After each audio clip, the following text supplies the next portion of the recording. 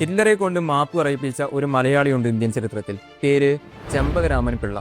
1908 ചെമ്പകരാമൻ പിള്ള ജർമ്മനിയിലേക്ക് നാടുവിടുന്നത്. ഇന്ത്യയെ ബ്രിട്ടീഷുകാരിൽ നിന്ന് രക്ഷിക്കാൻ ജർമ്മനി സഹായിക്കുമെന്ന് രാമൻപിള്ള വിശ്വസിച്ചിരുന്നു. ഇതിനായി ആദ്യകാലങ്ങളിൽ രാമൻപിള്ള ഹിറ്റ്ലറെ സപ്പോർട്ട് ചെയ്യുകയും ചെയ്തിരുന്നു. എന്നാൽ ഇന്ത്യക്കാരെല്ലാം നോൺ ആര്യൻസ് ആണെന്നും ഇന്ത്യ ബ്രിട്ടീഷുകാരാൽ ഭരിക്കപ്പെടാൻ വിധിക്കപ്പെട്ടവരാണെന്നുമുള്ള ഹിറ്റ്ലറുടെ പ്രസ്താവന രാമൻപിള്ളയെ പ്രകോപിതനാക്കി. ഇതിൽ മാപ്പ് പറയണമെന്ന് ആവശ്യപ്പെട്ടുകൊണ്ട് രാമൻപിള്ള ഹിറ്റ്ലറെ ഒരു കത്തയച്ചു. ആ കത്തിൽ ഇങ്ങനൊരു സന്ദേശം കൂടി ഉണ്ടായിരുന്നു: our skins may be dark but not our hearts. ഇതിന് മറുപടിയായി ഹിറ്റ്ലർ തന്റെ സെക്രട്ടറി വഴി തിരിച്ചൊരു കത്ത് കൂടി അയച്ചു. താൻ ഇന്ത്യയെക്കുറിച്ച് നടത്തിയ പരാമർശങ്ങളിൽ ദുഃഖിതനാണെന്നും ഖേദമുണ്ടെന്നും മാപ്പ് പറയുകയും ചെയ്തു. എന്നാൽ ഇതിന് പ്രതികാരം എന്നോണം നാസികൾ ഭരണത്തിലേറിയതിനു ശേഷം രാമൻപിള്ളയുടെ വീട് റെയ്ഡ് ചെയ്യുകയും സ്വത്തുക്കളെല്ലാം കൈവശം വെക്കുകയും ചെയ്തു. പിന്നീട് 1934 ദുരൂഹ സാഹചര്യത്തിൽ രാമൻപിള്ള മരണപ്പെട്ടു. രാമൻപിള്ളയുമായി ബന്ധപ്പെട്ട് മറ്റൊരു കാര്യം കൂടി ചരിത്രത്തിലുണ്ട്. നമ്മളിന്ന് ഉപയോഗിക്കുന്ന ജയ് ഹിന്ദ് എന്ന പദം ആദ്യമായിട്ട് ഉപയോഗിച്ചത് രാമൻപിള്ളയാണെന്നുള്ള വാദങ്ങളുണ്ട്. 1907 ബ്രിട്ടീഷുകാർക്കെതിരെ തിരുവനന്തപുരം മോഡൽ ഹൈസ്കൂളിൽ വെച്ച് നടന്ന വിദ്യാർത്ഥി സമരത്തിനാണ് രാമൻപിള്ള ഇത് ആദ്യമായിട്ട് ഉപയോഗിക്കുന്നത്.